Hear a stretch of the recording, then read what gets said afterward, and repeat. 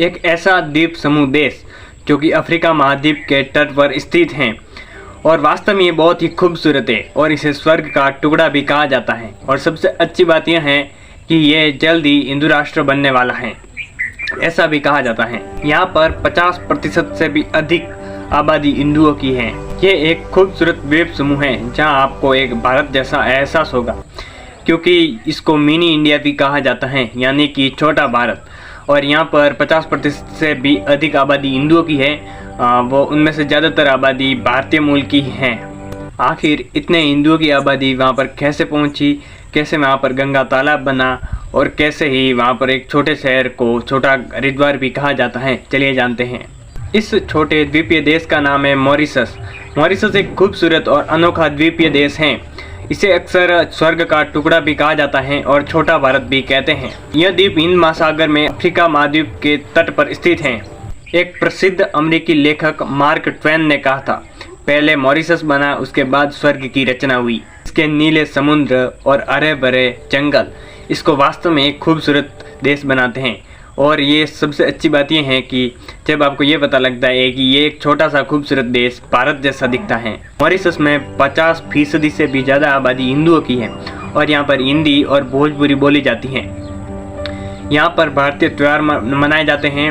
होली और दीपावली के साथ साथ रक्षाबंधन और भी अन्य भारतीय त्यौहार बड़े ही धूमधाम से मनाए जाते हैं। और सोशल मीडिया पर एक बात बहुत तेज़ी से फैल रही है कि मॉरिशस जल्द ही हिंदू राष्ट्र भी बनेगा।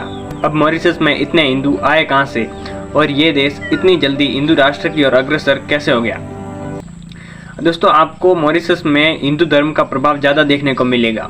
वहाँ पर 50% हिंदुओं की आबादी होने के साथ इसे दुनिया का तीसरा बड़ा हिंदू देश बनाती है। मॉरिशस में हिंदू धर्म की शुरुआत 19वीं सदी में हो गई थी, जब अंग्रेजी औपनिवेशिक काल के दौरान भारतीय मजदूरों को मॉरिशस ले जाया गया था। तो जब 1830 में ब्रिटिशर्स ने मॉरिशस में गन्ने की खेती लगाई, तो उस समय उनको सस्ते श्रमिक चाहिए थे।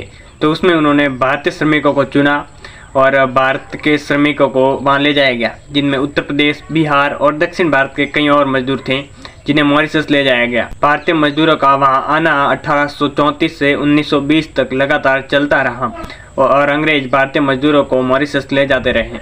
उस समय 4.5 लाख मजदूर मॉरिशस पहुंच गए और जिनमें से अधिकांश हिंदू थे। तो हिंदू लोग अपने साथ अपनी संस्कृति, परंपरा और अपनी धार्मिक मान्यता को भी वहां मानने लगे।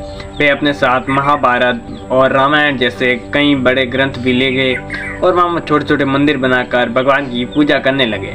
और यहीं से हिंदू संस्कृति की वहाँ पर शुरुआत हुई। मजदूरों ने वहाँ छोटे छोटे मंदिर बनाए और बाद में धीरे धीरे वहाँ पर बड़े मंदिर भी बने। वहाँ पर हिंदू त्योहारों को भी बड़ी धूमधाम से मनाया जाता है। होली, दीपावली और रक्षाबंधन और महाशिवरात्रि को भी बड़े धूमधाम से मनाया जाता है। और महाशिवरात्रि के दिन वहाँ पर जो गंगा तालाब है, वहाँ पर एक खास मेला भी लगता है, जो कि हिंदू धर्म का एक प्रमुख केंद्र बन गया। भारतीय मजदूरों ने वहाँ पर हिंदी और भोजपुरी को भी जीवित रखा, जिससे हिंदू संस्कृति और भी मजबूत हुई। यहाँ पर एक गंगा तालाब है, जिसे हिंदुओं का एक प्रसिद्ध तीर्थ स्थल माना जाता है। मान्यता है कि 19वीं सदी में एक पंडित के सपने में गंगा मैया आई थी और उन्होंने इस तालाब को पवित्र कर दिया। इसके बाद हिंदुओं ने इसे एक पवित्र स्थल के रूप में मानना शुरू कर दिया। आज ये गंगा तालाब मॉरिशस में सबसे बड़ा हिंदू धर्म का प्रतीक बन गया है।